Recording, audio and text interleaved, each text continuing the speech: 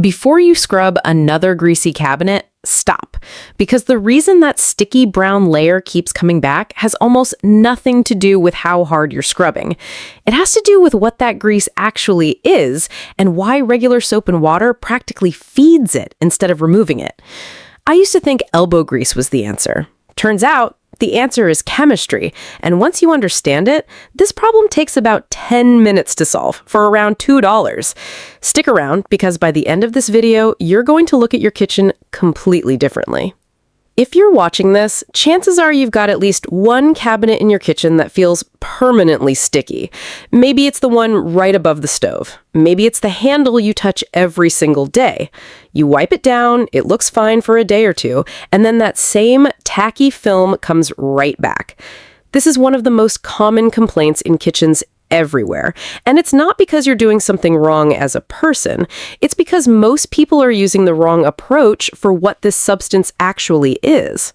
In this video, we're going to break down exactly why grease builds up the way it does, the mistakes almost everyone makes when trying to clean it, and then a simple, cheap, step-by-step method that actually breaks that layer down instead of just smearing it around. We'll also cover what professional cleaners do differently, what surfaces you need to be careful with, and a bonus trick you can use on anything in your kitchen that collects that same greasy residue. So if you've been living with sticky cabinets for years, this is the video that finally fixes it. And I want to be upfront about something before we get into it. This isn't going to be one of those videos where I tell you to buy some expensive specialty product you've never heard of, or where the trick turns out to be a 15-minute process that only works on a stovetop and gets abandoned by the time it reaches the actual cabinet doors. Everything in this method uses ingredients you probably already own, and it's built around understanding the actual problem rather than just masking it for a few days. Once you see how simple the science behind this is, you'll probably start noticing grease buildup in other spots around your kitchen too, and you'll already know exactly how to handle it without needing another video to walk you through it step by step ever again. Here's what's actually happening on your cabinets. When you cook, especially frying, sautéing, or roasting, tiny droplets of oil get released into the air. You can't really see them, but they're floating around your kitchen every time the stove is on. Those droplets eventually land on nearby surfaces, and your cabinets, especially the ones close to the stove, catch a lot of them. On their own, oil droplets would be pretty easy to wipe away. The problem is what happens next. Kitchen air isn't just full of oil, it's also full of dust, flour particles, tiny bits of food, and general household dust that's floating around your home all the time. That dust sticks to the oil the same way glitter sticks to glue. Over weeks and months, thin layers of oil and dust keep landing on top of each other, and each new layer bonds to the one before it. This is why grease buildup isn't really one sticky layer, it's dozens of microscopic layers stacked on top of each other, slowly hardening over time as the oil oxidizes. Oxidized oil is stickier and more stubborn than fresh oil, which is exactly why older grease is so much harder to remove than something you wipe up right after cooking. This is also why the buildup is worse in certain spots. Cabinets directly above or beside the stove take the most direct hit from rising heat and oil vapor. Handles and pulls get an extra layer because they're touched constantly with hands that often have small amounts of oil or lotion on them. And the tops of cabinets, if you have open space above them, often become a genuine grease trap because that's where rising warm air carrying oil particles naturally collects. There's also a temperature factor that most people never think about. Every time you cook, your kitchen goes through small cycles of heating and cooling. When the air is warm, from the stove or the oven, oil particles stay slightly softer and more mobile, which is when they travel and land on surfaces. But once the kitchen cools back down, that same oil hardens in place, almost like wax setting after being melted. This cycle repeats every single time you cook, which means your cabinets are essentially going through a mini heating and hardening process day after day. Over months, that repeated hardening is what turns a light film into a genuinely tough, bonded layer. It also explains why grease near the stove feels different from grease, say, a cabinet on the far side of the kitchen. The stuff closest to the heat source goes through more of these hardening cycles, so it ends up denser and more resistant to a simple wipe. Understanding the cycle is actually useful because it tells you that timing matters. Cleaning grease while it's still relatively fresh, before it's gone through dozens of heating and cooling cycles, is always going to be easier than trying to remove something that's gone 2 years to bond and harden. That's really the core idea behind everything in this video.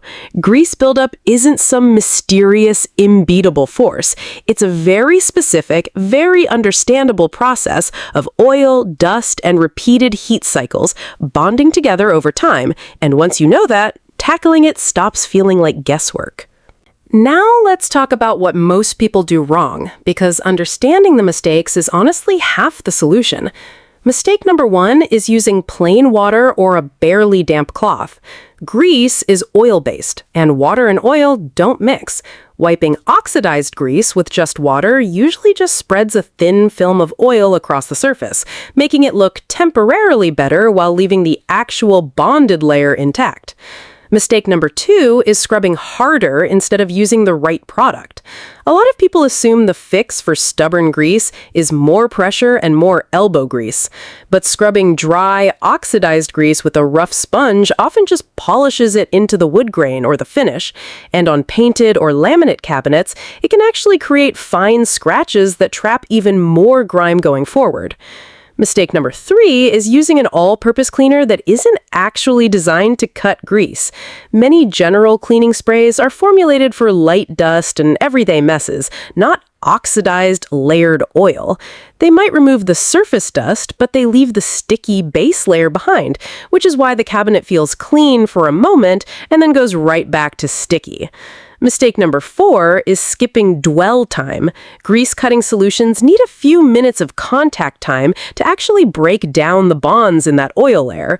Spraying and immediately wiping doesn't give the solution time to work, so you end up doing 5 times the scrubbing for a fraction of the result. And mistake number 5, which is a big one, is not drying the cabinet afterward. Leaving moisture sitting in the crevices around hinges, handles, and panel edges creates a perfect spot for new grime and even mold to build up, which sets you up for a faster repeat of the same problem. There is also a 6th mistake worth mentioning, and it's one that's a little sneaky. A lot of people reach for a heavily scented cleaning spray because they associate a strong fragrance with a deep clean. But many of those sprays are mostly water, fragrance, and a small amount of surfactant, without enough actual grease-cutting power to handle layered, oxidized oil. The result is a kitchen that smells clean for 20 minutes, while the actual sticky layer underneath hasn't gone anywhere.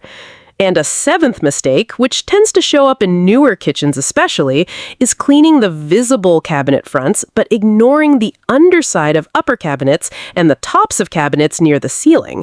Because you don't see these areas every day, grease can sit there completely undisturbed for years, quietly thickening the entire time.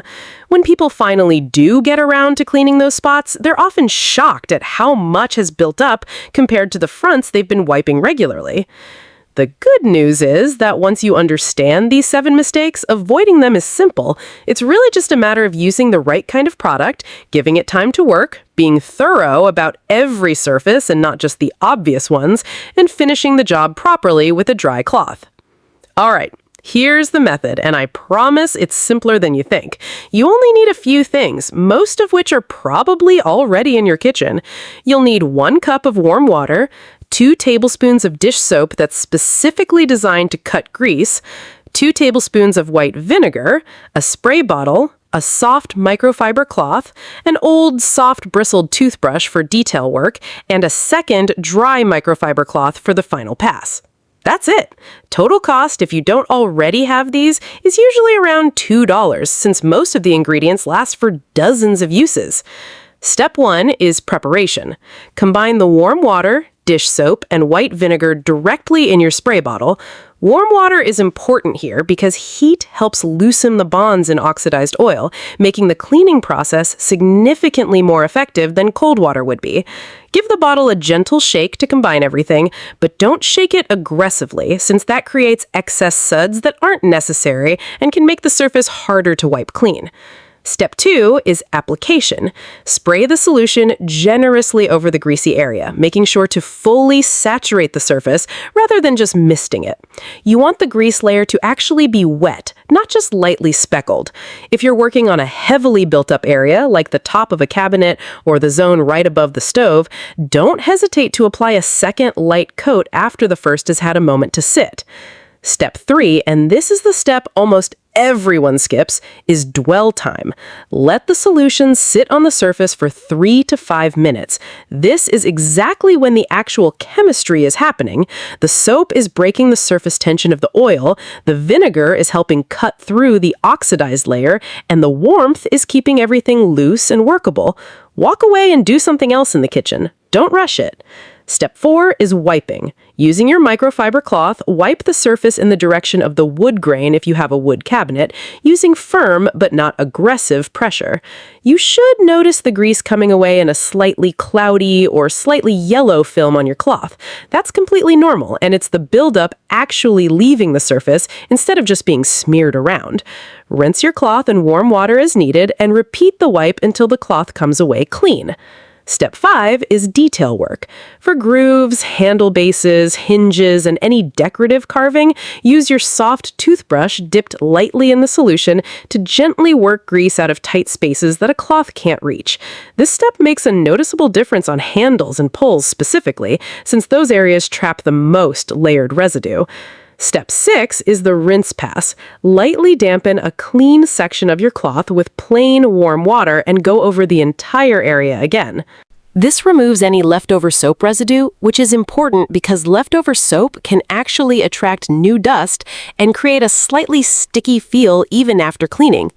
Step 7 is drying. Take your dry microfiber cloth and thoroughly dry the entire surface, paying close attention to any grooves, hinges, or edges where moisture likes to hide. This step protects your cabinet finish and prevents the kind of lingering dampness that leads to faster regrowth of grime. And that's it. 7 simple steps, about 10 to 15 minutes of actual time, and a cabinet that finally feels the way it looked when it was brand new. A quick note on quantities, since this matters more than people expect. The 1 cup of water, 2 tablespoons of dish soap, and 2 tablespoons of vinegar ratio is designed for a standard-size spray bottle and a handful of cabinets. If you're working through an entire kitchen in one session rather than just a couple of doors, it's usually more efficient to mix a larger batch, scaling everything up proportionally so you're not stopping halfway through to remix a new bottle. Also, water temperature matters more than most people realize. You want warm, close to what you'd use for washing dishes by hand, not hot enough to be uncomfortable to touch, and definitely not straight from a cold tap. Water that's too hot can actually cause some cleaning solutions to evaporate faster, cutting down on the dwell time you're relying on to break the grease apart. So warm and steady beats scalding every time. If you're working on a particularly greasy kitchen, one where multiple cabinets have gone years without a deep clean, it's worth doing a full walkthrough first. Spray every problem area lightly before you start wiping anything. This gives the earliest treated spots a slightly longer dwell time by the time you circle back to them, and it means you're not standing around waiting between each individual cabinet. Think of it as an assembly line approach, rather than treating every cabinet as a totally separate project from scratch. Professional cleaners approach this a little differently than most homeowners, and a few of their habits are worth adopting. First, professionals almost always test in an inconspicuous spot first, usually the inside edge of a cabinet door, before treating the whole surface. This takes 30 seconds and protects you from any surprises with specific finishes or coatings. Second, for heavier, years-old buildup, professionals often use a slightly stronger ratio, closer to 3 tablespoons of dish soap per cup of water, and they extend the dwell time to a full 7 or 8 minutes rather than the standard 3 to 5. The extra time makes a real difference on buildup that's had years to harden. Third, pros tend to work in smaller sections rather than spraying an entire cabinet run at once. Working in sections around 2 feet wide at a time prevents the solution from drying out before you've had a chance to wipe it away, which keeps the cleaning power consistent from start to finish. Fourth, for extremely stubborn spots, like the underside of a range hood or a cabinet edge closest to the stove, many professionals will lightly press a warm, damp cloth against the area for about a minute before spraying. The heat alone starts loosening the grease before the cleaning solution is even introduced, which cuts down on scrubbing significantly. And finally, professional cleaners tend to treat cabinet maintenance as a light, regular habit rather than a big, occasional project. A 30-second wipe down of high-contact areas once a week prevents the kind of months-long buildup that eventually requires a deep clean like the one we just walked through. There's one more habit worth borrowing from professionals, and it has to do with tools rather than technique. Many cleaners keep a dedicated microfiber cloth specifically for kitchen grease, separate from the cloths used for countertops or other surfaces, and they wash it separately from other laundry as well. The reason is that oil residue can transfer between fabrics in the wash, and a cloth that's absorbed a lot of grease over time can actually leave faint streaks behind if it's reused before being properly cleaned. Keeping a dedicated cloth and rinsing it thoroughly in hot water after each use keeps your results consistent every single time, rather than gradually getting worse as the cloth becomes saturated with old residue. It's a small, almost invisible detail, but it's exactly the kind of thing that separates a quick home fix from a genuinely professional level result you can count on every single time you clean. There are a few important warnings here.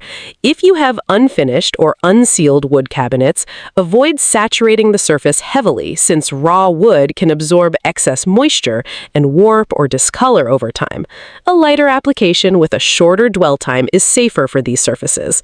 If your cabinets have a delicate painted or antiqued finish, skip the toothbrush scrubbing on decorative details, since bristles can wear down soft paint faster than you'd expect, and stick to gentle cloth wiping instead. Never use abrasive powders, steel wool, or scouring pads on cabinet finishes, since these will create fine scratches that actually trap more grease and dust going forward, making the long-term problem worse even if it looks better in the short term. And this is important, never mix vinegar with bleach or with any cleaning product containing bleach. That combination creates toxic chlorine gas, which is genuinely dangerous to breathe in an enclosed kitchen space. Always use vinegar-based solutions on their own, never combined with other chemical cleaners, and always make sure your kitchen has some airflow, like an open window or a running vent, whenever you're doing a deeper clean like this one. It's also worth being cautious around any cabinet hardware made from unlacquered brass or a similar untreated metal finish. Vinegar is mildly acidic, and while a quick wipe won't cause any real damage, leaving the solution sitting directly on unprotected metal for an extended period can dull the finish over time. If your handles or hinges fall into that category, a safer approach is to avoid spraying directly onto the hardware, and instead apply the solution to your cloth first, then wipe the hardware with the cloth rather than saturating it. And one last precaution, always keep pets and small children away from the area while the solution is actively sitting on the surface during the dwell time, and store your mixed spray bottle somewhere out of reach afterward, clearly labeled, since a spray bottle full of liquid can easily be mistaken for something else if it's left sitting out on a counter. Taking these small precautions seriously means you get all the benefits of this method with none of the unnecessary risk, which is really the whole goal here. Once you've finished this process, run your hand along the surface. Instead of that tacky, slightly resistant feeling, it should glide smoothly, the way a brand new cabinet does in a showroom. Visually, you'll notice the color looks more even and more true to its original finish, since layered grease often gives cabinets a slightly dull, yellowish cast that fades away once the buildup is gone.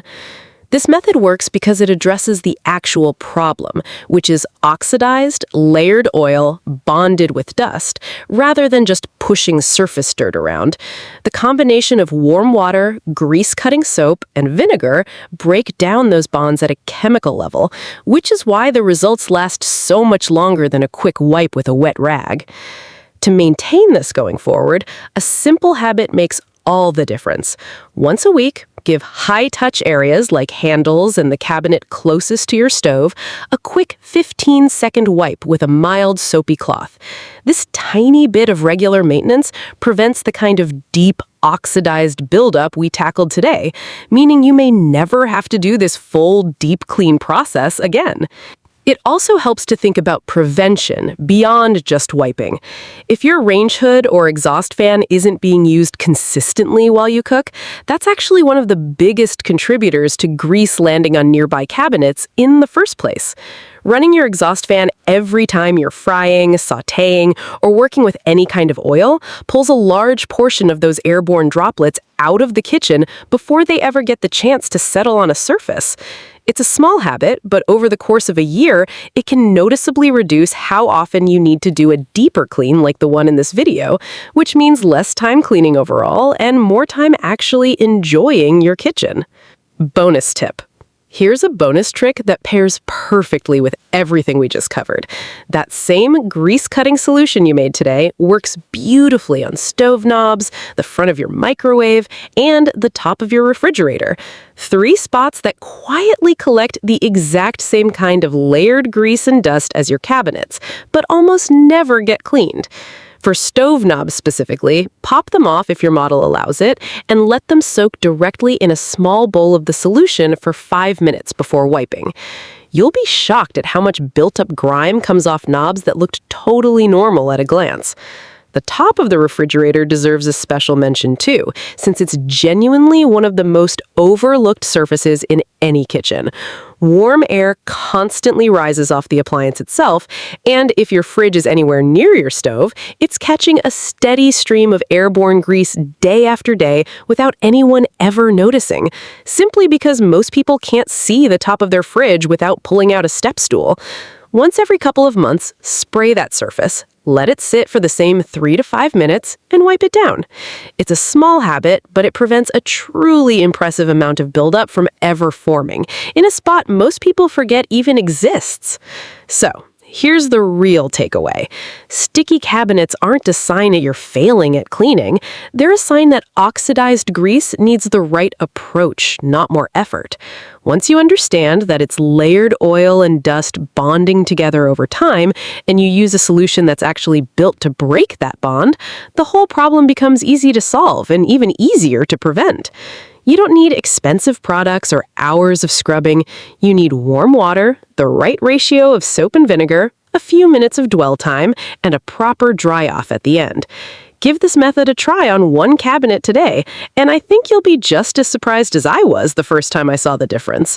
If this helped you out, drop a like so more people struggling with the same sticky cabinets can find this video. Subscribe if you want more practical, no-nonsense cleaning breakdowns like this one, and let me know in the comments which room you want tackled next. And if you're standing in your kitchen right now looking at that one cabinet you've been avoiding, honestly, don't overthink it. Grab a spray bottle, mix up that simple combination of warm water, dish soap, and vinegar, and just start with one door. You don't need to tackle the entire kitchen in one afternoon. Once you see how much of that sticky layer actually lifts away and how different the surface feels afterward, you'll probably find yourself wanting to work through the rest of the cabinets on your own timeline, one section at a time, without it ever feeling like a huge, overwhelming project. That's really the whole point of this method. It's simple enough that you'll actually keep doing it, which is the real secret to never dealing with years of built-up grease again. Thanks for watching, and I'll see you in the next one.